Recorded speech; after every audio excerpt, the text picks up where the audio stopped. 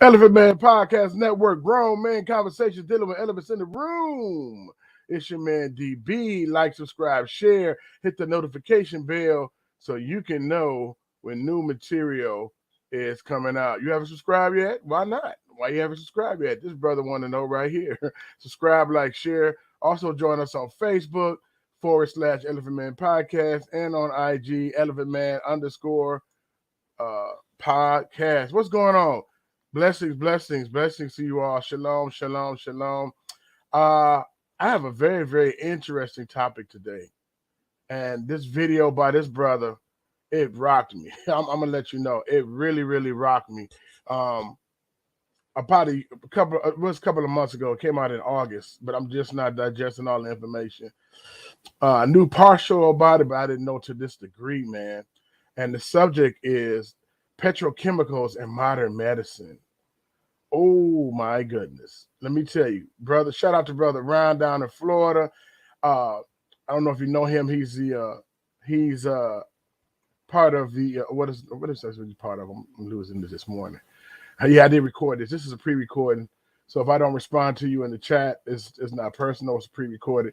Brother Ryan from Truth Unedited. There we go. See, it's too early. I need to get my coffee. I didn't get my coffee yet. Truth Unedited. And so I want to show some videos on that. But he's talking about breaking out of the matrix 4. All right, petrochemicals, modern medicine. Right, this brother is very thorough on his studies. So salute to him, brother Ryan. Support his work if you can. I'll leave some descriptions to his YouTube site and webpage. That brother is thorough. But I wanted to show you some videos. I want to just break it down into 3 parts and talk about it today. Science, right? People are just saying trust science, different things like that. And we're not anti-science. You know, that's a funny thing. You can be pro-science and pro the Most High, if that makes sense. But as long as the authority doesn't switch, okay? Then we're gonna talk about the scientific revolution, followed by the father of modern medicines. Make sure you subscribe, like, share, hit the notification bell, let people know that we're on here. So let's get right into it. I got this video I pulled up of his. I'm just gonna show it in 3 different fragments, and then we're gonna get into the presentation. It's not gonna be long. You know, all right, people say I'm not gonna be before you long. I'm serious, I won't be before you long. So let's open it up. Let's see. Boom. All right. Here we go.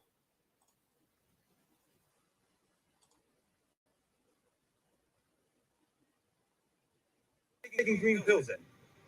I don't know. I thought you'd stop. Why am I asking you anything? But to keep us on a leash, right? Is that it? Keep a hold on us? Keep us dependent? Who tells you this is okay? No, I do. Who says it's okay? I do research. I design. I survey. I don't administer meds. I don't make policy. Now you just load the gun. God. Look, I was there for the science. We were all there for science. We were all there for science. Do you have a feeling that there is sometimes an all-out war against science? Oh, yeah. I mean, particularly over the last few years, there's an anti-authority feeling in the world. And science has an air of authority to it. So people who want to push back on authority tend to, as a sidebar, push back on science.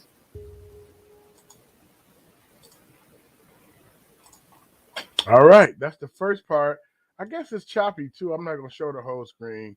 But that's the first part on what I want to talk about. The thing that science has authority over the Most High. If people even believe in the Most High, you know, a lot of times people just be like, you know what, they believe in the Big Bang and different things like that, and this brought to, you know, bring confusion to us. You know what I mean? And you know, a lot of people grew up in faith, and then they get to school and they just scramble their brains. You know what I mean? And evolution and all this good stuff that they like to teach our children, teach our youth. So I always tell mine for the test, you put on the paper what you need to put on the paper. But for the truth, you already know what's going on as far as the truth. So I wanted to show the second part right here, talking about the scientific revolution. Bear with me, I'm gonna show all three of these parts, and it's gonna explain a few things. All right. So bear with me. Very, very good information. It just rocked me. Check this out. Second part of it.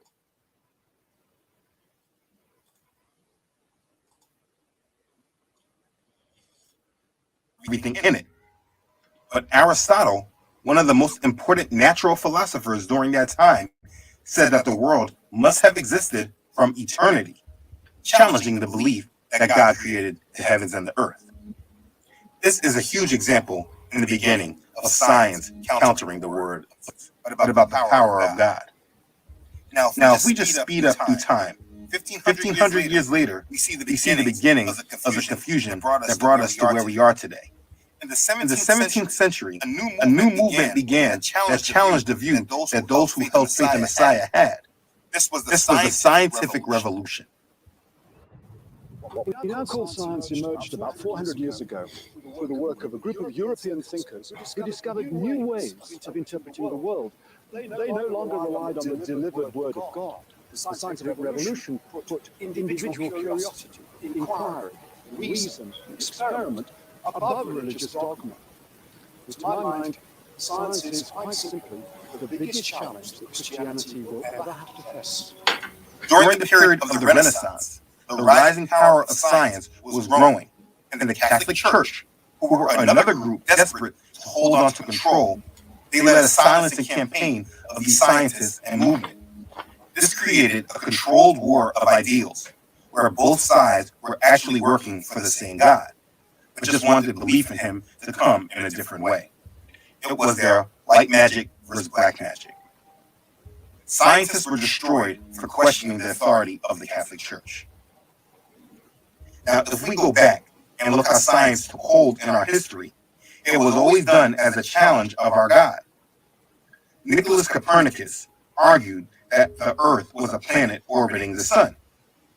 Christians during this time rightfully believed that the Earth was stationary and the sun and moon revolved around it. Copernicus planted a seed of doubt against the church, who claimed to be the ultimate authority, not able to be questioned. Copernicus started the real doubt, and other natural philosophers, scientists, took his theory further, like Giordano Bruno, who believed that not only was there other planets, but there were living things on these planets. Because of the Inquisition and the church declaring that anyone that held another view besides what they taught were heretics worthy of death, Bruno was sentenced to death and burned. And this was a major spark in the battle between what they declare as faith versus reason. Galileo Galilei introduced the telescope building on Copernicus's theory. They claim him as the first astronomer to base his theory on evidence. Then, in the 18th century, we had people like the Grand Master of the Priory of Sion, Isaac Newton, who introduced his enlightenment and his law of physics. This was all esoteric knowledge that was being brought into the light, which is why it was the period of enlightenment. When Benjamin Franklin invented the lightning rod, it was looked at as a way of stopping God's wrath. Before his time, churches would get burned and struck down by lightning. When this happened, it would devastate communities because they felt somebody must have done something wrong and provoked God's wrath. When Benjamin Franklin put up the lightning rod, it was perceived as a way of stopping God's wrath. It was a real mixing of science and religion. Science was used to prevent God's wrath. Today, many will look at that view of stopping God's wrath as silly because they just see lightning. But ask yourself, is it that you have that view because you have been conditioned in this way? And moving on, when we get to Charles Darwin, everything really changed. He created his theory of evolution and challenged the whole existence of God himself. In 1859, Darwin published On the Origin of Species, which suggested that life on Earth was not designed by God, but had evolved through a process called natural selection. His theory canceled out the theory that we were made in God's image and supported that we were at one time apes. He also came with the theory of the survival of the fittest, in which this scientific theory became the basis point of the elite class of families that thought their wealth and power gave them a right to rule. The Rothschilds, Rockefellers, and Morgans alike held on to this Darwinian view, and that's important to understand if you're going to understand modern science and medicine of today. The point you must get before we move on is that science was always used as a way of challenging God and his existence. And if you don't understand that, it will block you from understanding how we got to this point in history we are in now. All right, so that's very, very interesting. That second part, very, very, very interesting. You know, they had that Enlightenment period and stuff where, you know, they became smarter than the Most High. But I think it's very, very interesting, too, when they say that silencing campaign, the Catholic Church came out with a silencing campaign. And I think a lot of times when entities or groups or organizations try to start silencing campaigns, all it does is make people question it. All it does is make people say, well, man, what are you hiding? What are you doing? Why do you want to silence it? You know what I mean? But that tactic has been used for years, the silencing campaign, you know. And so we ought to know the Catholic Church was built off something different than the quote of Shem and the Most High, but that's not neither here nor there. But also that natural selection and that survival of the fittest mode. You know, he who has the riches, who has the resources, he who has the wealth. You know, I think that's the reason why the divide and conquer mindset is prevalent in the earth. You know what I mean? What's mine is mine, what's yours is mine. You know what I mean? Well, I think the Most High placed us here on the planet and gave us all access to some kind of resource so we can barter, so we can sell, so we can trade with one another. This area might be rich in minerals. This area might be rich in cattle. This area might be rich in fresh water or products. And so we will trade and buy and sell with each other, and we can survive. We know how to for lack of better terms, coexist and work together. But you go conquering and colonizing, you know, what's mine is mine, yours is mine. You know, you own the whole pie. That's where the whole monopoly come from. You know what I mean? That's neither here nor there either. We're not even talking about that as well. But if, you know, you have nothing to barter or trade with, I mean, there's nowhere in the world, the continent of Africa, the people should be sick and looking for you to send them a bowl of rice. And, you know what I mean? It's no way it should be that way. There's so many minerals. I talked about this before, and gold and silver and diamonds and cobalt and you name it. That's on the continent of Africa. It's rich. The soil, the land itself is rich. And so, but if you don't have the tools to mine it, if you don't have the tools to process it, if you don't have the import export people that can process it and shift it and move it around the world and to make a profit, to make money, then you stuck like Chuck. You know what I mean? And somebody else come in and invade your space and take your place, you know. But that's neither here nor there. That's not where I'm going. But survival of the fittest mode, you know what I mean? And that's where racism came in at, and that's where this group is better than that group, and all that good stuff came in. But I want to go to this last part before I go into my slides. Very, very interesting. This one blew my mind. The father of modern medicine. The father of modern medicine. So let me set that up, and then we're going to play it. And subscribe, like, share. Let's see. We're just going to start from here then. And it's not going to be that long, but it's going to explain everything. And it just really blew my mind. And when I researched it, I found even more. So check this out.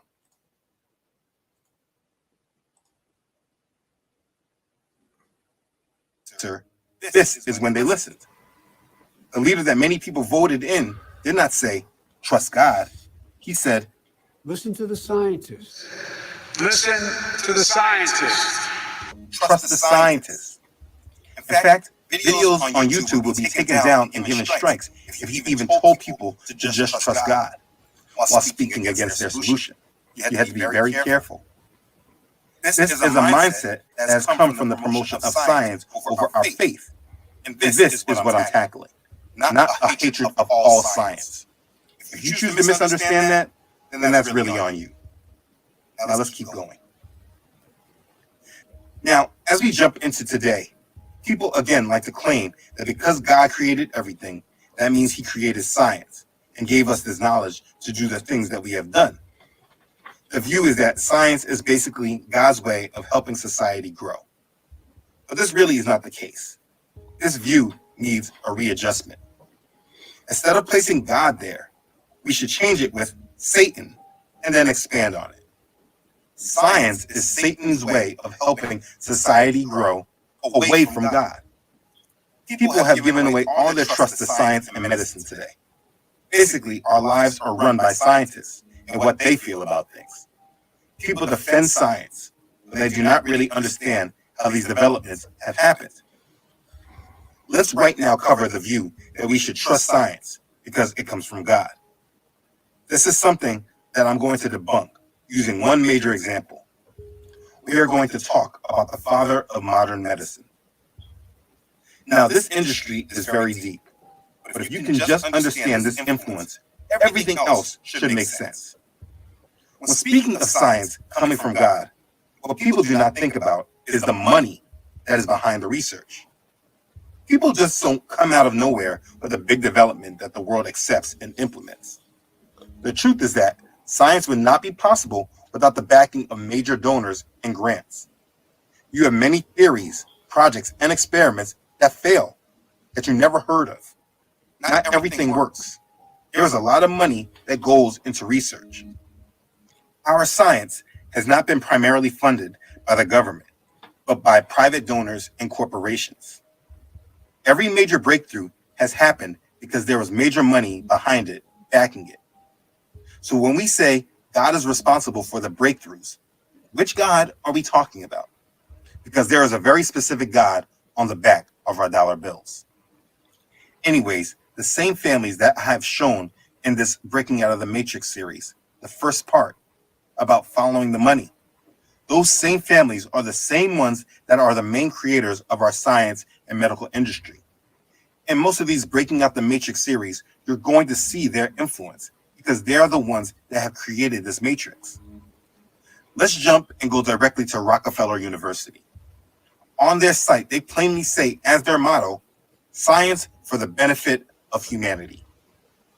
The Rockefeller family have been major influencers of the scientific and medical community. John D. Rockefeller is known as the father of modern medicine, for those who look deeper than what they are mind controlled to know. With his deep pockets, he exerted his control. So before we talk about the present and what they currently show on this website, let's go a century back. Let's talk about modern Western medicine. What medicine is like today is not what it was like centuries ago. Doctors used to practice healing through the natural. Our Father created a world that has the natural resources that were able to give us what our bodies needed to heal. Natural and herbal medicines were very popular in America during the early 1900s. Almost one half the medical colleges and doctors in America were practicing holistic medicine, using extensive knowledge from Europe and Native American traditions. But in the 20th century, all that changed.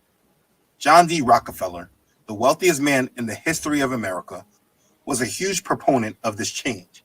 And most people don't even know of his influence. Most people don't even know of him. By the turn of the 20th century, Rockefeller controlled 90% of all petroleum refineries in America through ownership of his company, Standard Oil Corporation. His company, Standard Oil, was later split into smaller companies, Mobil, Chevron, Exxon, etc., making the family even wealthier. In the beginning of the 20th century, the 1900s, the science world was getting excited about new petrochemicals and the ability to create a variety of new compounds from oil. Some of the first products derived from petrochemicals were plastics, but organic chemists knew that oil had the potential to create far more than plastic bags. With all the research done, it was found that drugs could be produced from petroleum.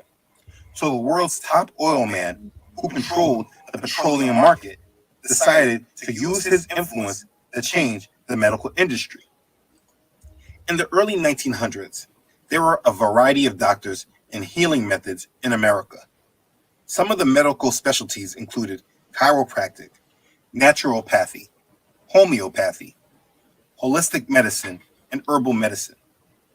To eliminate the competition, Rockefeller used his massive wealth and influence and changed the game. Rockefeller purchased part of the German pharmaceutical company IG Farben. You can look up this company's involvement in World War II. There's a lot to say about them. They're now known as Bayer. He hired a contractor named Abraham Flexner, and Flexner submitted a report to Congress in 1910. This is known as the Flexner Report. This report concluded that there were too many doctors and medical schools in America, and that all the natural healing methods, which had existed for hundreds of years, were now unscientific quackery. Medicines used for thousands of years were now classified as alternative, and the new petroleum-based patentable drugs were declared the gold standard. And then, gaining more control, Rockefeller then took control of the American Medical Association. And through that report that Abraham Flexner submitted to Congress, he called for a standardization of medical information. Based on the report, Congress acted upon Flexner's recommendations and changed laws related to medical practice. With these legal changes in place, Rockefeller teamed up with Andrew Carnegie and started funding medical schools all over America on the strict condition that they only taught their curriculum. The medicine that he was in control of was now the standard of medicine. Through the power of their huge grants, this powerful team systematically dismantled the previous curriculum of these medical schools, removing any mention of the healing power of herbs or natural treatments. Teachings on diet and other natural, non-drug treatments were also completely removed from medical programs. Any mention of their healing power was erased from the medical textbooks. Medicine was changed from wellness and prevention to simply treatment. You're ill, take 2 of these and call me in the morning. We were moved from using the solutions Father gave us to heal us and moved to the solution that science provided us. Those that were against this change were silenced, and as time went by, people just did as they were taught. After removing traditional medicine from schools, Rockefeller made sure to secure his monopoly by launching a targeted smear campaign against his competitors. Homeopathy and natural medicines were discredited and demonized through the newspapers and other media of the time. Some doctors were even jailed for using natural medicine treatments, including treatments that had been used safely and effectively for decades before. In a very short time, medical colleges were all made uniform. All the students were taught the same allopathic system. Allopathic means science-based. Medicine was now defined as a process of prescribing patented drugs. A pill for an ill became the mindset of American medicine. And maybe you want to think that this was all done by Rockefeller because of money, but it was not that. His family was tasked with helping promote and create this new world order that we're headed to. And he used his influence to create a world that depended more on the God of this world than the God of the Bible. It was not about money. He had all the money he could ever have. The work of Rockefeller and Carnegie was a success. They crushed the underfunded grassroots competition and created our current medical system, a system of science-based medicine that we are never able to challenge and we must accept blindly. This system continues today, wherein Big Pharma makes large donations to medical schools in exchange for teaching the medical students to use their patented drugs. As part of this system, many alternative treatments are criminalized. When evidence came out that petroleum-based medicines might have been causing cancer, Rockefeller then founded the American Cancer Society in 1913 and then suppressed that information. So now, even to this day, people get cancer and no one can explain to you why all of a sudden these cancers have appeared. There's no prevention. just treatment. Rockefeller is literally the father of modern medicine, and most people, including doctors, don't have a clue. When I've talked to doctors and even surgeons, most don't even know of Rockefeller and his oil empire. So they definitely don't understand this history. It's the matrix. Like these elite families did with all the other industries, they hid themselves under the guise and control of major corporations and exerted their power and control through them. So now we don't talk about them, we just call it Big Pharma. The Rockefeller Empire, along with Chase Manhattan Bank, known as now JP Morgan Chase, owned over half of the pharmaceutical interests in the United States.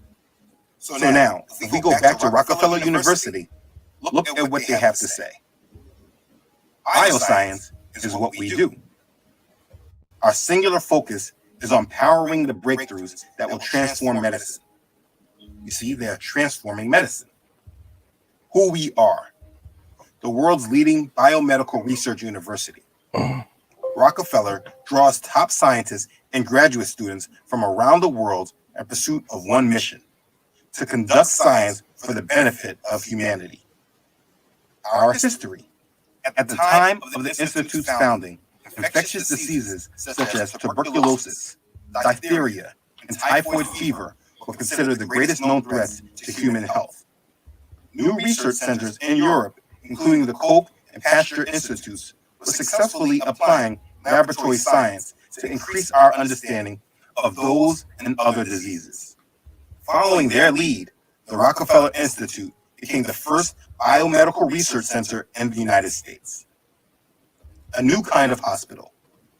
The Rockefeller Institute Hospital, crucial to the Institute's mission, opened in 1910, the first center for clinical research in the United States.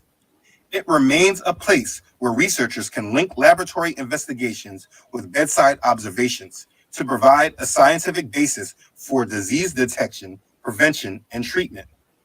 Early on, researchers at the hospital studied polio, heart disease, and diabetes, among other diseases.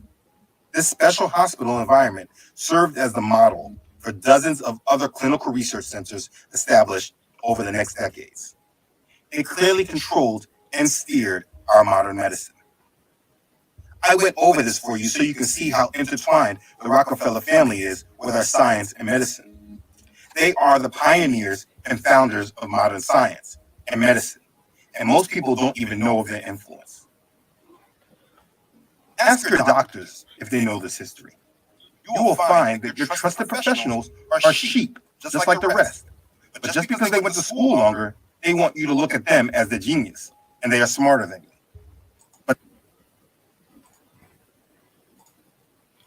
Wow. I hope I didn't lose you with that long part, man. But woo, when I seen that part, that was so crazy, man. I just couldn't believe it. I was just like, whoa, that's some heavy stuff right there. You know what I mean? How it happened. And then, you know, we think about, I'm sharing my other screen. Not right now, though. Sorry, let me pull that back.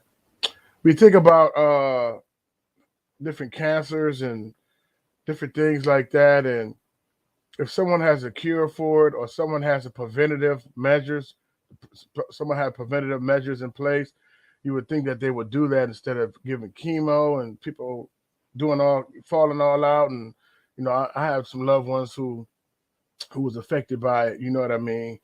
But, you know, as well as all of us, you know what I mean? Or most of us. But it's never talked about. But you know what? That's very, very interesting that they said, you know, they use the herbs and the different things like that. They call it alternative medicine, like it's an alternative to the petrochemicals. And one thing that they use as a base is synthetic, and it's coal tar. All right. And so I hope I don't get dinged for this, but it just wicked. Synthetics. What is synthetics? Synthetic is a substance made by chemical synthesis, especially to imitate a natural product. So synthetic is basically created to imitate a natural product. So when the Most High placed us here, he put everything around us for healing, right? He even put antibodies. He even put different things on the inside of us to fight off and combat certain ills, certain sicknesses, diseases. He put it in us to combat that, right? Or he put it in the ground, and this terra firma, this suit that we got, he said that the Bible, the scripture says he grabbed it from the ground and blew into it and made a living soul. We are Imago Dei, created in the image and likeness of the Most High. The real us is the spirit man on the inside, right? And so this is so we can have the five senses: touch, taste, smell, see, hear, so we can have an experience here on this earth. You know what I mean? But this earth is temporary. This body is temporary. But he put everything here in this body, everything here to help cure any remedies, any ailments that happen to this body, I should say. I'm sorry, I said remedies. But so synthetic, when you come along and bring something synthetic, it's something against the body. Now I think about even when I was growing this summer, the soil has nutrients in it. It has microorganisms. It has nutrients. It has certain amount of potassium. It has certain amount of calcium. It has certain amount of nitrogen and certain other things that is in the ground that makes the roots strong, that start the whole process of photosynthesis to help your food grow, right? And so once you plant something, one year, the next year you got to amend the soil. And what amend the soil means is you took nutrients out. That plant pulled the nutrients out of that soil. So you have to amend it. You have to put it back, put the nutrients back into the soil so you can grow again, right? They also say crop rotation is don't plant the same crop in the same area, right? They got a crop rotation, like nitrogen. Corn uses a lot of nitrogen. And I want to get to science class, but corn uses nitrogen, right? So, but beans give nitrogen. So they say in 1 year you plant corn, and next year you plant beans to put that nitrogen back in the ground, and then the third year you plant something different, and then the fourth year you plant corn again. But it's that's why they got cover crops and different things. But this is not the garden class. But I said that the soils need to be replenished and healthy and strong and vibrant so it can sustain life and sustain the plant.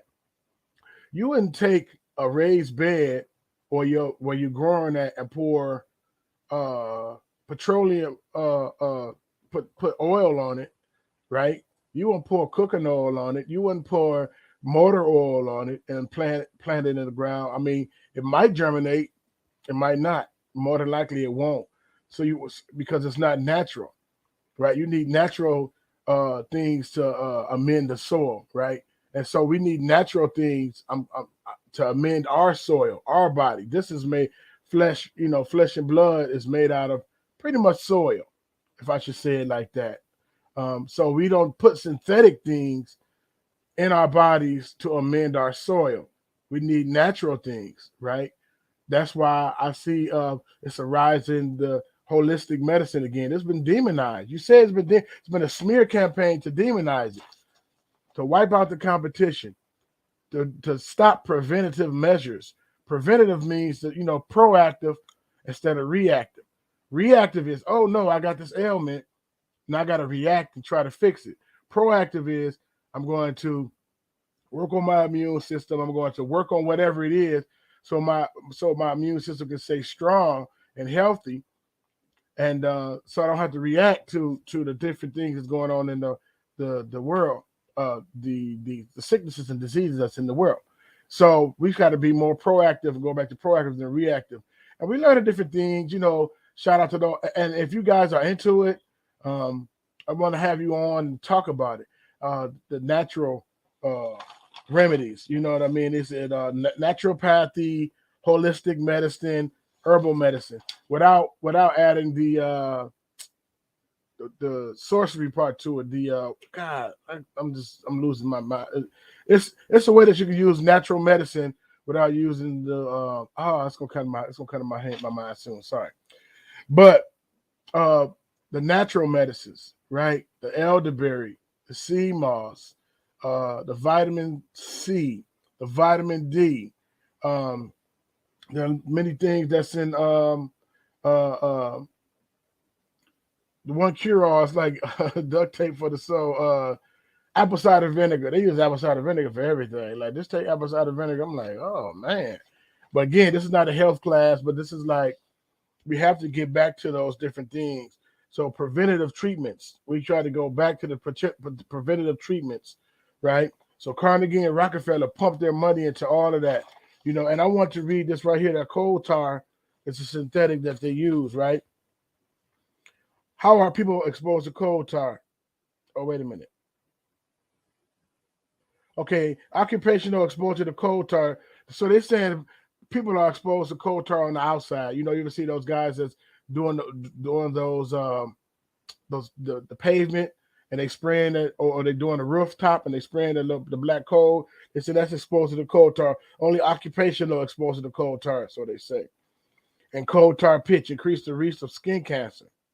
I'm gonna put this in here. It's cancer.gov.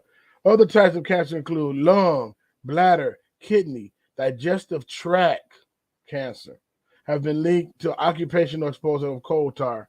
So they're saying this occupation can lead to cancers, right? But they're making it, they narrowing it down to only that.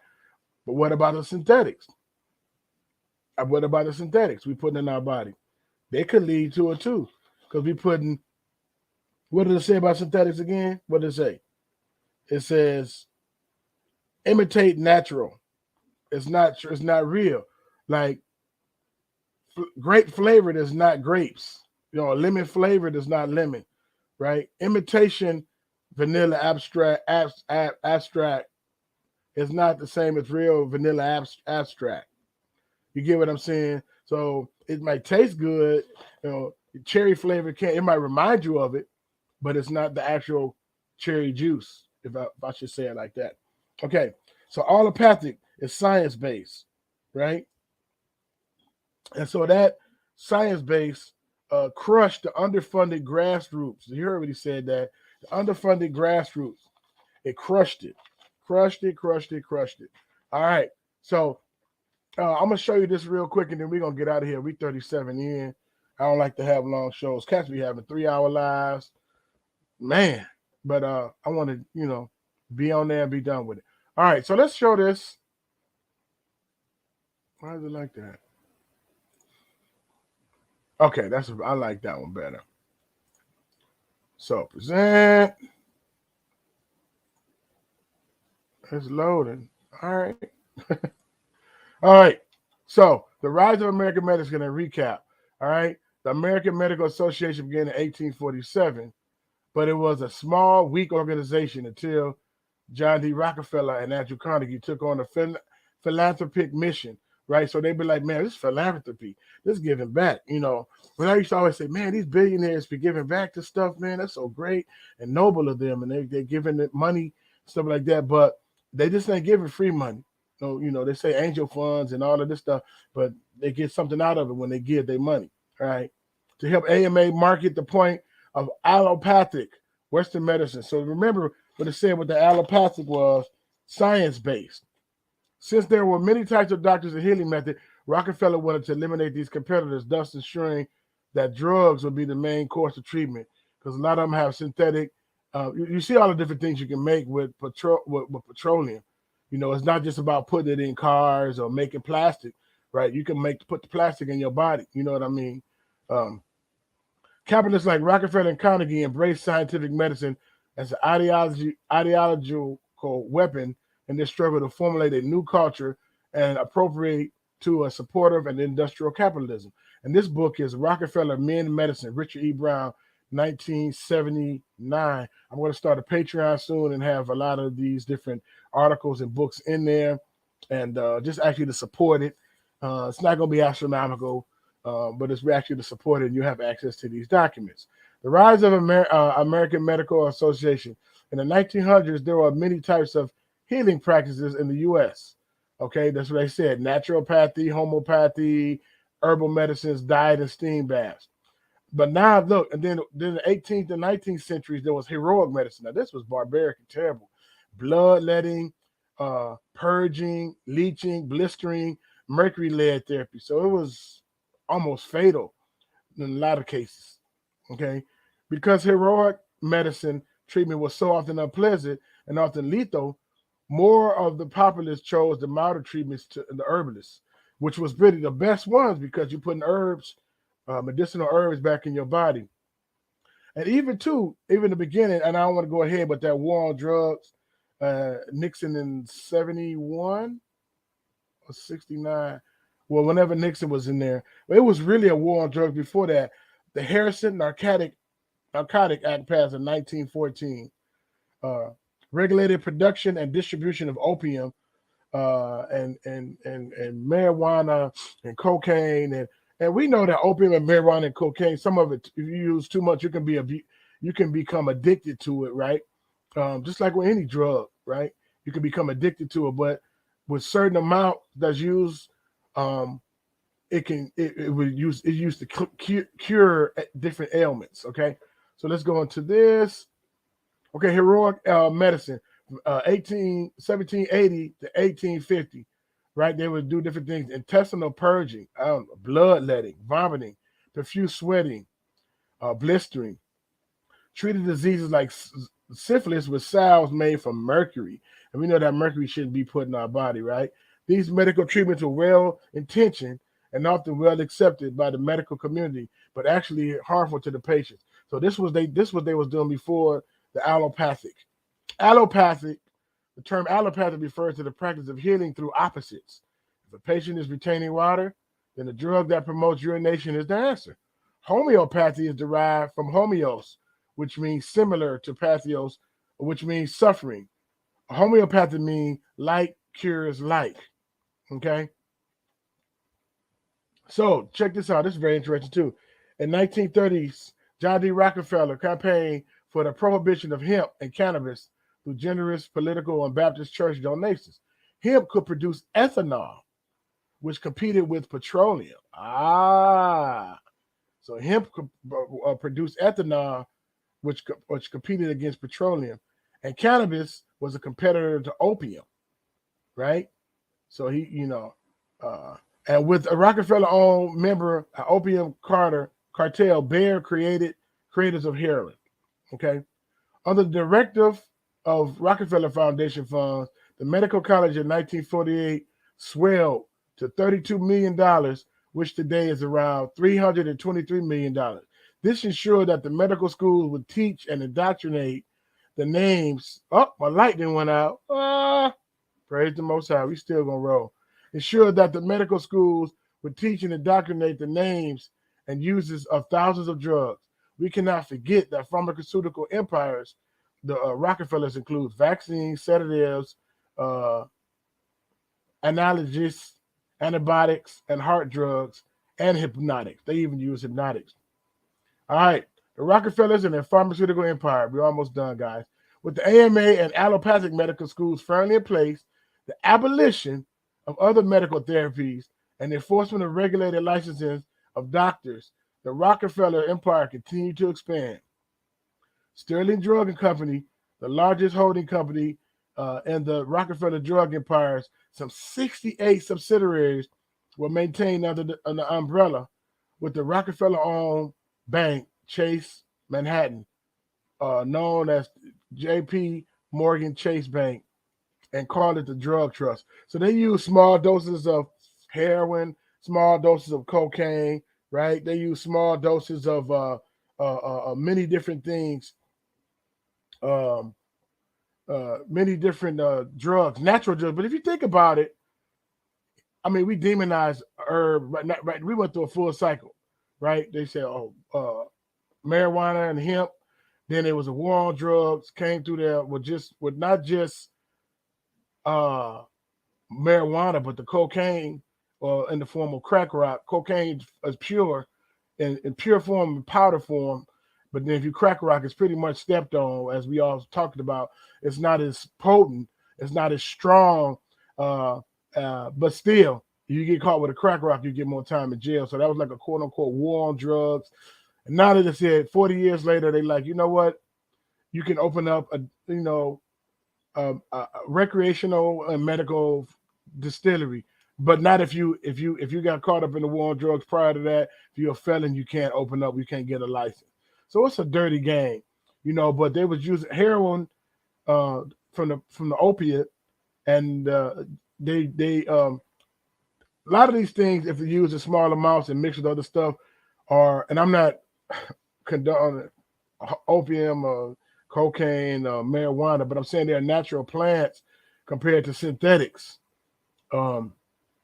So this is very, very crazy. So they had that drug trust going on, right? Where they took a lot of this stuff out. Okay, this is real weird. Race and Criminalization of Opium, Marijuana, and More by PhD Gwen Sharp. I'll put this in the Patreon too when I get it up. This combined with the push of social reformers to prohibit a variety of substances leading to the Harrison Act, Narcotic Act, passed in 1914. Right? Look at this little ad right here. Cocaine tooth drops for kids. You know, that's kind of weird, right? But they used to have cocaine and put a lot of cocaine and different things in the drugs. Regularly produced the distribute of opium, but in this application eventually basically criminalized it. Okay.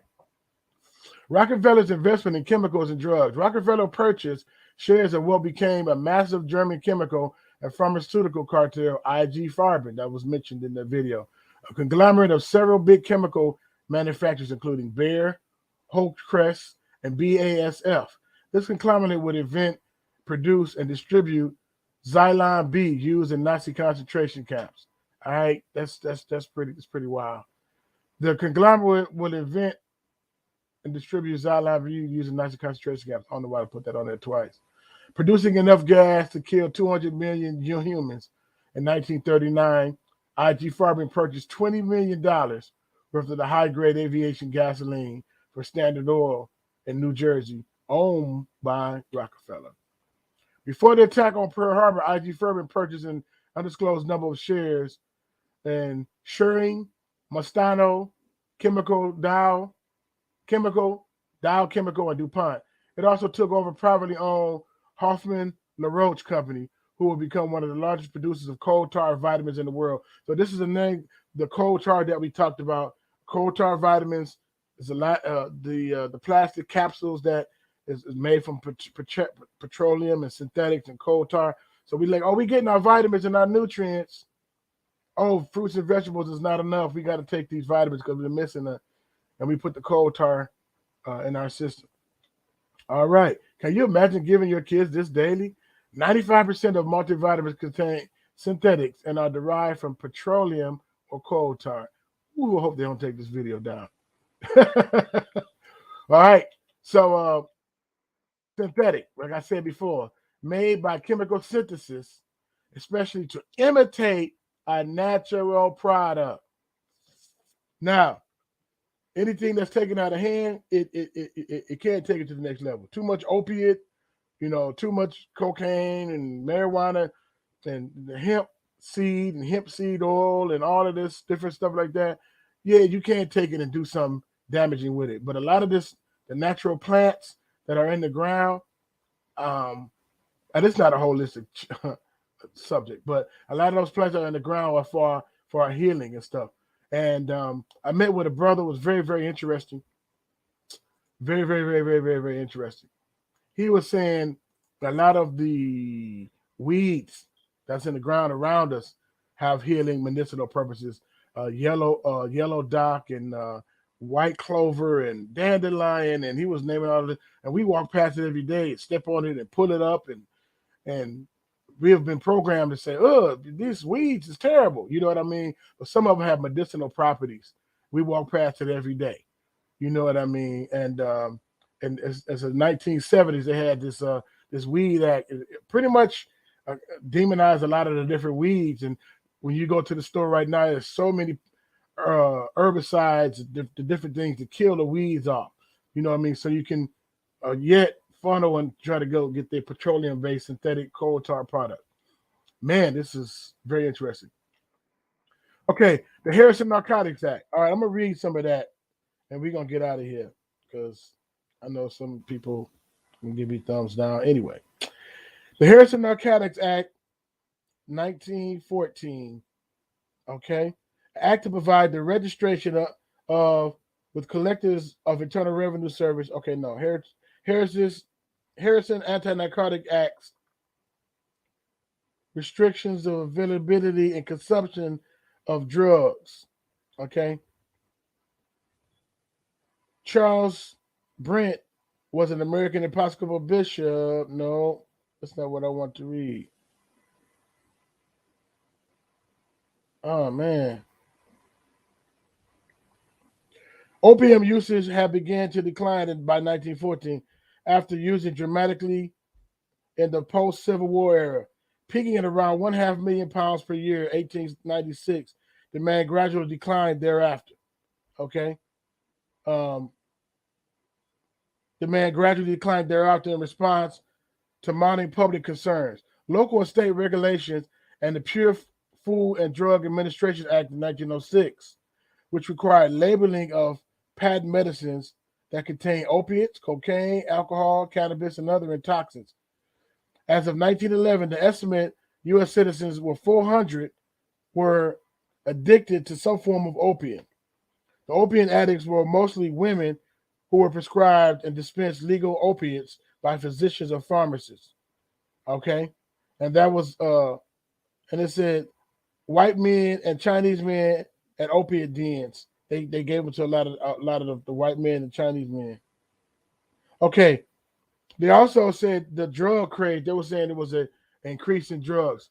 Okay, so the United States federal law, which regulated and taxed the production of the distribution of opiates and cocaine. Okay, it said the drafters played on the fears of drug craze, sex mad Negroes. How are we getting to this, man? And made references to Negroes under the influence of drugs, murdering whites, and raping women. Okay, the Negro cocaine fiends are new Southern menace. That was published in February 8, 1914. I'm gonna put this in here, okay? And it increased among lower.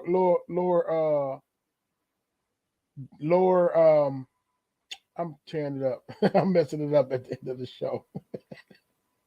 But anyway, basically, it was saying people were becoming addicted to these different drugs, and they also said, and I promise, I got it. It's like the Negroes got some superhuman strength.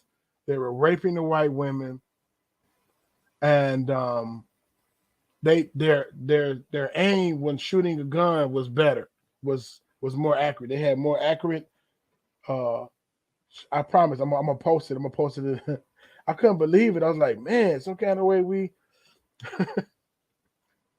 Some kind of way we you know, so they led that smear campaign to get rid of the marijuana, the opiates, the cocaine, the coca plant, to try to uplift the synthetics. But people are getting addicted to synthetics now.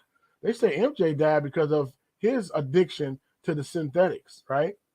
He died because, you know, so you can get addicted to those petroleum based as well, right? Right? They used to dog it out here, morphine, the American druggists, they used to dog it out. And you know what? I got it right in here. I'm trying to look for it, and it's right in here. See, I do too much. Back to the Gwen Sharp PhD. We're closing out, guys. Reformers pushed for cocaine to be banned, suggested that effects led black men to rape white women, and that it gave them nearly superhuman strength, and that allowed them to kill whites more effectively. Oh, man. So you're in the 1914s, and you're hearing that, man, this cocaine is giving these black men superhuman strength, and they kill whites more effectively. Like, we're not running. I mean, a similar argument was made about Mexicans and marijuana and Chinese people and opium. Texas police captain summed up that the problem under marijuana, get this, Mexicans probably became very violent, especially when they became angry and would attack an officer even if a gun is drawn on him. They seem to have no fear. I have also noted that under the influence of the weed, they have enormous strength. Man, the Mexicans getting strong off weed, and we getting strong off cocaine. Enormous strength, and that it will take several men to handle one man, while under ordinary circumstances, one man can handle him with ease. Read this report, Race and the Criminalization of Opium and Marijuana and More by Dr. Gwen Sharp, June 26, 2015. That's the reference. So you say, man, he making it up. So the story of the criminalization of some of the substances in the U.S. is intricately tied to various ways of anti-immigration and racist sentiment. And you can see it even today, in the 80s, right? Super criminal who was imperious to pain and therefore especially violent and dangerous. The addicted mother who harms and even abandons her children to prostitute herself, as a way to get drugs, resurfaced as crack cocaine emerged in the 1980s and was perceived as the drug of choice for African Americans. So that's another reason they do these fear tactics to get that war on drugs going again. You know what I mean? War on drugs, it really affected our community real tough, right? We have friends, family, and relatives that went to jail, went to prison because of the war on drugs. And it's very, very interesting. All right. So that is that. I started gibbering at the end because I was trying to look for that article. My bad. Subscribe, like, share. Hit the notification bell so you can know when new material come out. Share this, man. And also subscribe to that truthunedited.com. I'm surprised they let that brother keep that video up. That video I couldn't believe it, right? And I had to look it up for myself, right? It's very, very, very, very interesting. Only Love, November the 14th. Make sure you check out Only Love, November the 14th. I don't know what happened to my light. It went all out. Like, subscribe, share. Like, subscribe, share, okay? Find us on Facebook, okay? Blessings to you all. Hope you all have a wonderful day. We at right at 57, and that's a little bit. I guess it ain't that long, but salute and salama. Bless you guys, and let me know what you think. Even if you disagree with it, I hate that, and you're lying, and I'm gonna continue to trust science. Well, that's fine. Share that with. All right, shalom, brothers. Perfect.